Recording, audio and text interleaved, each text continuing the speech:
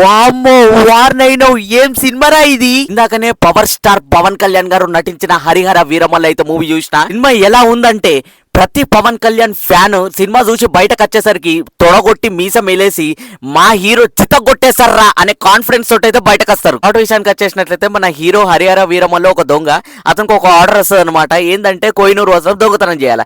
మరి ఆ కోహినూరు వస్త్రం ఎందుకు దొంగతనం చేయాలి, ఈయన దొంగగా ఎలా మారిండు, తన లైఫ్ లోకి హీరోయిన్ ఎట్లా వచ్చింది, ఫైనలీ ఔరంగజేబ్ ని ఓడించాడా లేదా, ఇది మీరు థియేటర్స్ లో చూస్తారు. ఫస్ట్ పాజిటివ్ వచ్చేసి బీజిఎం ఏంది, ఆ ఎలివేషన్ ఏంది, పవన్ కళ్యాణ్ ని ఆ స్క్రీన్ ప్రెజెన్స్ నిజంగా హ్యాట్స్ ఆఫ్. అసలు ఫస్ట్ హాఫ్ అయితే లిటరల్లీ అసలు ఒక్క సెకండ్ కూడా వేస్ట్ కాలేదు. ప్రతి ఒక్క సీన్ క్లైమాక్స్ లో ఉంటది. సెకండ్ పాజిటివ్ వచ్చేసి టైటిల్ కార్డ్ పడేటప్పుడు పవన్ కళ్యాణ్ అని పడుతుంటా ఉంటది. ఒక్కొక్క సినిమా, ఒక్కొక్క సీన్, ఒక్కొక్క ఎలివేషన్స్ ఇవన్నీ క్యాప్చర్ చేసి పవన్ కళ్యాణ్ అని ఒక టైటిల్ పడేలాగా డిజైన్ చేసే విధానం కాడ నుంచి సినిమా ఇంటర్వెల్ వరకు మాత్రం నెక్స్ట్ లెవెల్ గూస్ బంప్స్. ఇది దర్శనం కాదు నిదర్శనం అనే ఫీలింగ్ అయితే కలిగింది. థర్డ్ పాజిటివ్ వచ్చేసి మూవీకి ఇంకొక హీరో కీరవాణి గారు మ్యూజిక్ డైరెక్టర్.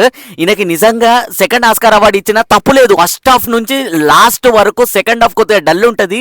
సో అక్కడ కూడా ఈయన మ్యూజిక్ తోటి ఆకట్టుకొని పడిపోయే సీన్స్ కాడ నుంచి ఈయన ఆ బీజిఎం తోటి ఆ ఆర్ఆర్ తోటి లేపిండు సినిమాని చెప్పొచ్చు. ఈ మూవీకి బిగ్గెస్ట్ పాజిటివ్ వచ్చేసి సెకండ్ హాఫ్ లో ఇంకా సినిమా ఇంకా డల్ గా పోతుందిరా అనే టైంకి లాస్ట్ ఒక 20 to 30 minutes అసురా అనే ఒక క్లైమాక్స్ సీన్ ఉంటది.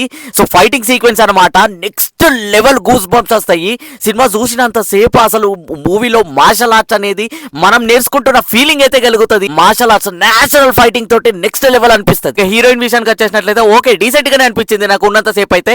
బాబీ డియోల్ గారు విలన్ గా యాక్ట్ చేసిండు. Next level brutality. నమ్మో ఈ మధ్య కాలంలో బాబీ డియోల్ బాగా ఫేమస్ అయిపోతున్నాడు. బట్ ఈ సినిమాలో మాత్రం బ్రూటాలిటీ కింగ్ అయిపోయిండు.